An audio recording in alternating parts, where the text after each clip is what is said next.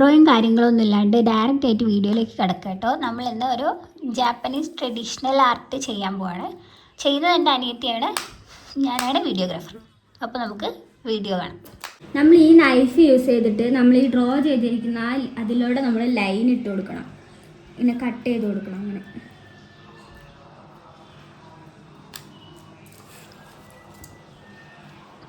ഇത് ആരെയാ വരച്ചിരിക്കണമെന്ന് നിങ്ങൾക്ക് മനസ്സിലായോ? ചിലപ്പോൾ ഫൈനൽ ലുക്ക് കാണുമ്പോഴായിരിക്കും നിങ്ങൾക്ക് ആരാന്ന് മനസ്സിലാവുക. അപ്പം ഞങ്ങൾ പറയാം ആരാത്.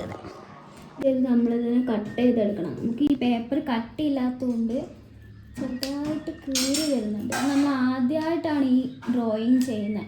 നമുക്കത് സക്സസ് ആവുമെന്ന് അറിയില്ല, നമുക്ക് എന്തായാലും ചെയ്ത് നോക്കാം. അതെ, ആയാലും ഇല്ലെങ്കിലും നമ്മൾ ട്രൈ ചെയ്യണം, എന്നാലല്ലേ എന്തെങ്കിലുമൊക്കെ. ഞാൻ ഇതുപോലെ പലതും ഞങ്ങളിത് ചെയ്യാൻ നോക്കി, പക്ഷെ അവർ യൂസ് ചെയ്യുന്ന ഏത് ഷീറ്റാന്ന് ഞങ്ങൾക്ക് അറിയില്ല. ഞങ്ങളുടെ അടുത്ത് കാർഡ്ബോർഡ് മാത്രമേ ഉള്ളൂ. അപ്പോൾ കാർഡ്ബോർഡിൽ നമ്മൾ കട്ട് ചെയ്യുമ്പോൾ നമ്മുടെ സാധനം കണ്ടോ ഇതുപോലെ ഇങ്ങനെ പൊളിഞ്ഞു വരികയാണ്. അപ്പോൾ ആർക്കെങ്കിലും ആ ഷീറ്റ് ഏതാണെന്ന് അറിയണമെങ്കിൽ ഞങ്ങൾക്കൊന്ന് കമൻറ്റ് ചെയ്യുമോ ഗൈസ്? അതിനാണ് ഞങ്ങൾക്ക് അത് വാങ്ങിയിട്ട് ചെയ്ത് നോക്കായിരുന്നു. ഓക്കെ, ഇത്തവണ നമ്മൾ വിചാരിച്ച കാര്യം പക്ഷെ നമ്മൾ പറ്റിയില്ല, ചെയ്യും, ഫെയിലിയറായി. അപ്പം നെക്സ്റ്റ് ടൈം എന്താണെന്നുള്ളത് നമ്മൾ സെർച്ച് ചെയ്ത് കണ്ടുപിടിച്ച് ഫുൾ വീഡിയോ ചെയ്യുന്നതായിരിക്കും. Okay, by.